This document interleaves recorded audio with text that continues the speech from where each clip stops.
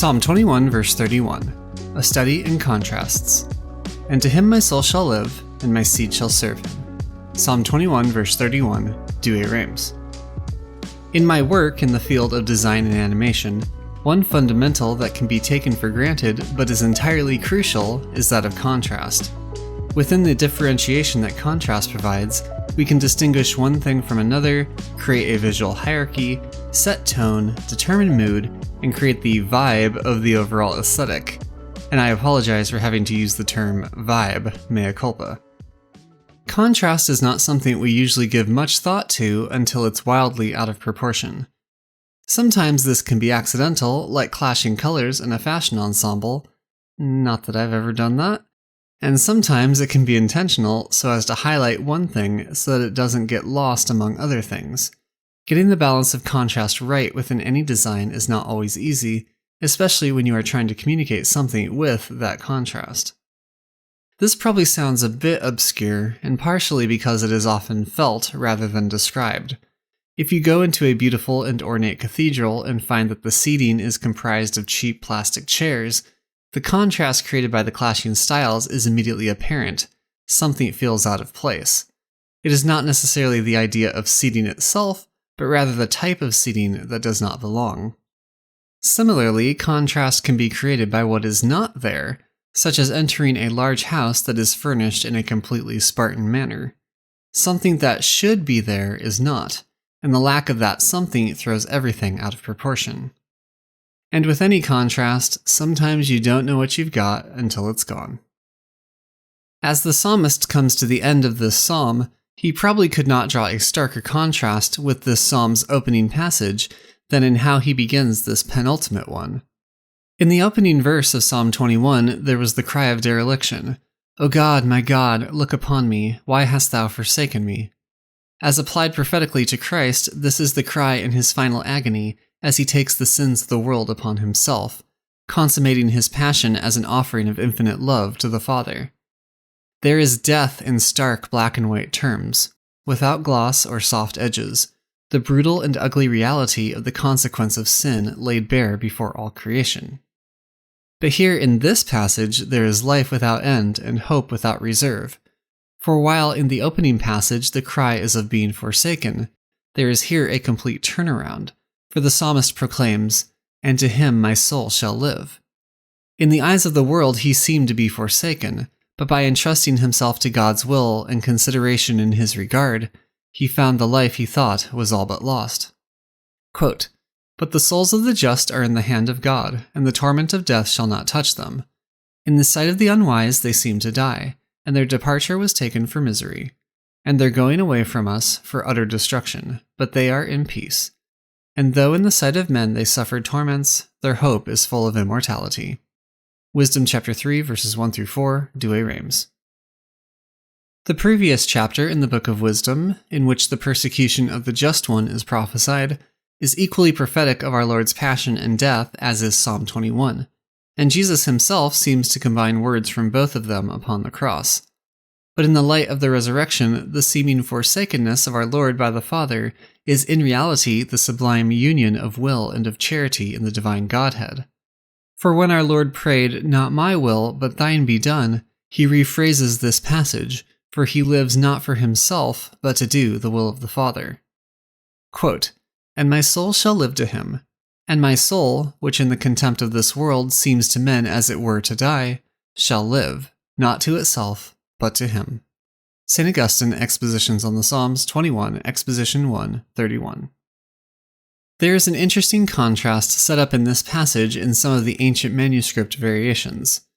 The Vulgate, Old Latin, Septuagint, and other manuscripts read, "And to him my soul shall live," et anima mea illi vivet in the Vulgate, whereas some Hebrew manuscripts have, "et anima eius non vivet," and his soul shall not live. This variant is tied to the previous passage so as to read, "All they that go down to the earth shall fall before him, and his soul shall not live," or, as the ESV has it, "even the one who could not keep himself alive." And while there are very good reasons to go with the reading of the Vulgate and Septuagint, which translations such as the NRSV follow, It is nevertheless a fascinating variant when seen in contrast with the Vulgate's rendering. The reason that the soul of the psalmist will live is because it is to God, whereas in the Hebrew variant, the soul that goes down into the earth will not live, precisely because it is not to God. It might seem redundant to say that those who go down to death will not live, but if the resurrection which the psalmist has already proclaimed is taken into account, then this life or lack of life is entirely predicated on whether the soul is to God or not. This contrast could then be seen as congruent with how Wisdom chapter 3 describes the righteous and the wicked. Quote, "They that trust in him shall understand the truth, and they that are faithful in love shall rest in him, for grace and peace is to his elect. But the wicked shall be punished according to their own devices, who have neglected the just and have revolted from the Lord." Wisdom chapter 3 verses 9 through 10, Douay Rheims. The final clause of this passage expands the life of the psalmist that is to God so as to encompass his seed, who will now serve God. Earlier in this psalm, he described the seed of Jacob praising God and the seed of Israel fearing the Lord. But now these seeds are his seed. Their praise and fear culminate in their service unto God, which in the poetic parallelism mirrors his soul living unto God. Such service is evidenced in the deeds of those who serve. Quote, "Seed means the works which he revealed on the earth at the time of his incarnation in order to instruct peoples, reveal the secrets of religion, and establish the apostles as preachers to proclaim holy religion with pure faith." Cassiodorus' Explanation of the Psalms, 21, 31 through 32, Ancient Christian Writers.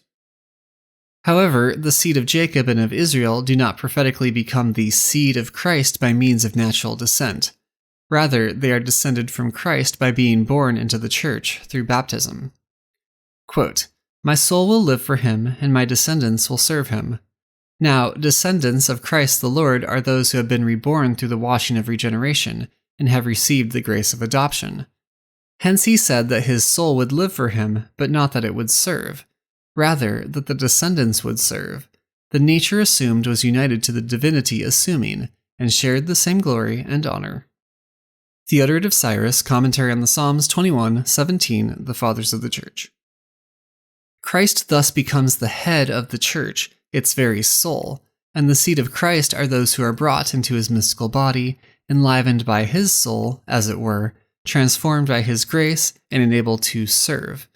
Christ as God is the one served, but it is the grace issuing forth from his soul which enables this service in praise and fear and holiness and righteousness.